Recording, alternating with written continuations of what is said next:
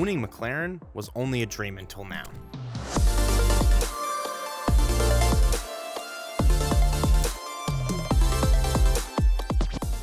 Hey guys, how's it going? Justin here from Walts, and today we're taking a look at the Klipsch the ONE Mark II, specifically the McLaren edition. Now, this speaker, apart with their McLaren line, was designed with the Mclaren Racing Team, and there's some cool features and design that I want to talk about. So without further ado, let's jump right into it. As previously mentioned, this is the ONE Mark II by Klipsch, and in terms of design, this is the McLaren version, and it has a totally different look than the natural wood, normal ONE speaker. On the top of this speaker, you'll see the signature McLaren papaya color and the number 5, which if you are any car guy that is big into McLaren, you would know that 5 is the number of the car in which Bruce McLaren won his first race.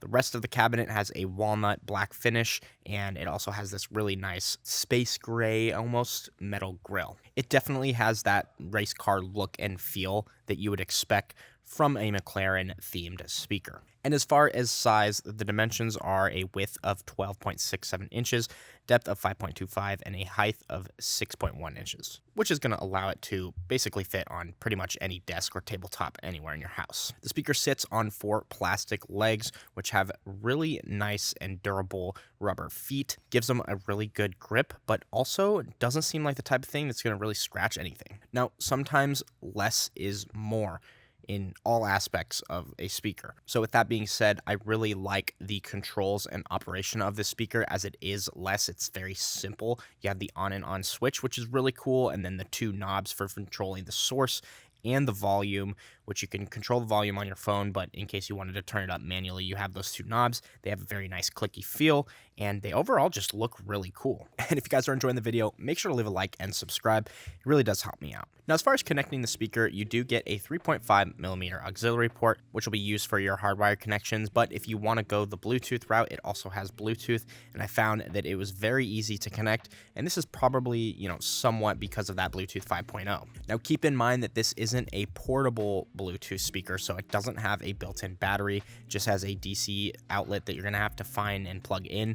If you want to move it around, it's super easy to, power on and connect, so you can easily move it around, but you have to have a power outlet. It's also got pretty low latency with the iOS and Android devices that you'll be connecting, and this is good for if you're watching videos so that it's not falling behind. Also, 213 feet of Bluetooth range, which is definitely farther than the average Bluetooth range. Again, 5.0 coming in clutch here. Now, I really don't think that Klipsch had the intent of making this an Alexa or a Google Home or just a smart speaker in general. I think they simply wanted to make a heritage speaker that could be used through Bluetooth, but is really just there for people who like 2-channel and want something small. It's for good music and also for, making a good piece in your home. I guess you could call this like a decoration, but it's a multifunctional decoration, so that's why it's worth, maybe spending a little bit of money on it. And you can get the normal version for a little bit cheaper.